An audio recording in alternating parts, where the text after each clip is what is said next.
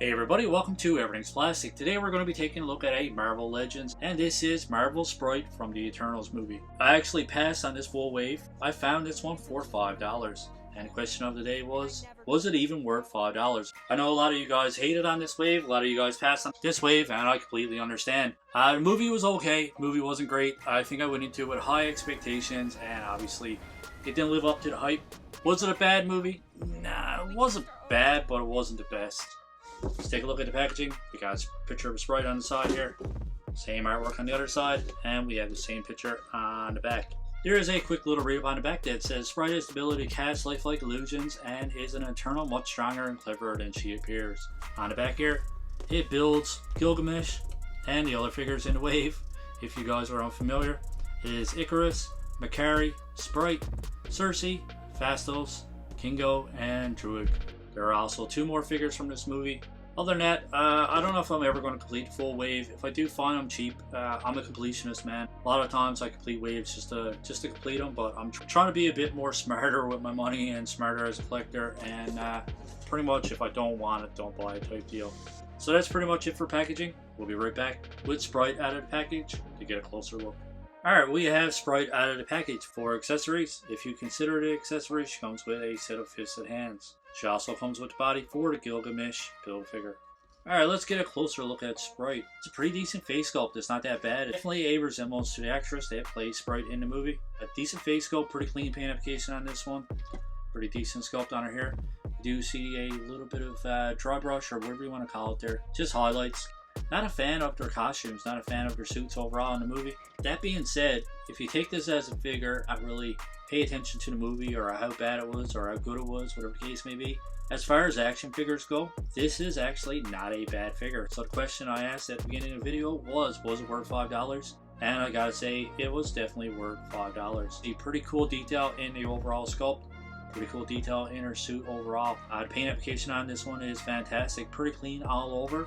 Like cool design of her little cape. I think it looks fantastic. Despite whether being a fan of the movie or not, for $5, I gotta say it's a pretty decent figure. Let's go over articulation really quickly. So for her head goes back this far, forward this far. You do have some side to side and a full rotation. Arm comes up this far, all the way around.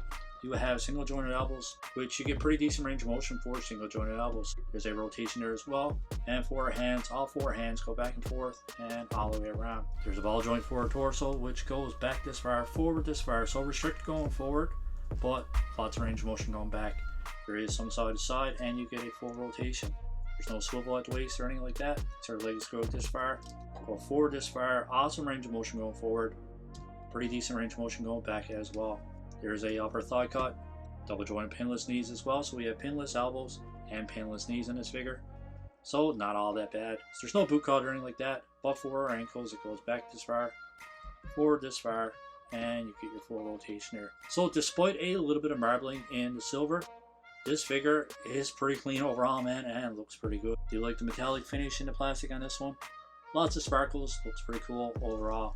For comparisons, we'll just do a comparison to the MCU Peter Parker from the Homecoming 2-pack. And we have a G.I. Joe Classified bat here. So this bat is a little over 6 inches, pretty standard size for a 6-inch Marvel Legend.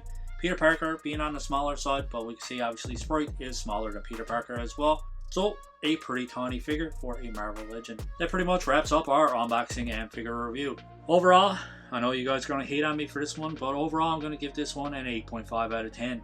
It's not a bad figure. Like I said, not a fan of the movie, not a fan of the characters, but just base my score off the action figure. Paint application on this one is solid. The figure is actually well made. Pretty decent articulation out of this one. The head sculpt looks fantastic. It's pretty clean, man. It's pretty accurate to the actress. And look at all the detailed freckles. Look at all the detail in her eyes. Everything is done nicely. It's a shame that the movie was as bad as it was.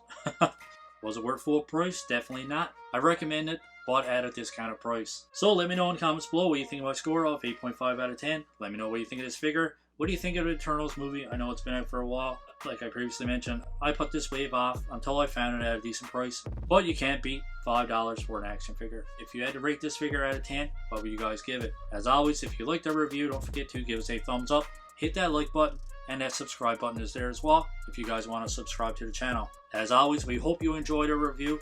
Hopefully we'll see you on the next one. Keep collecting, stay safe. Well, that was very moving.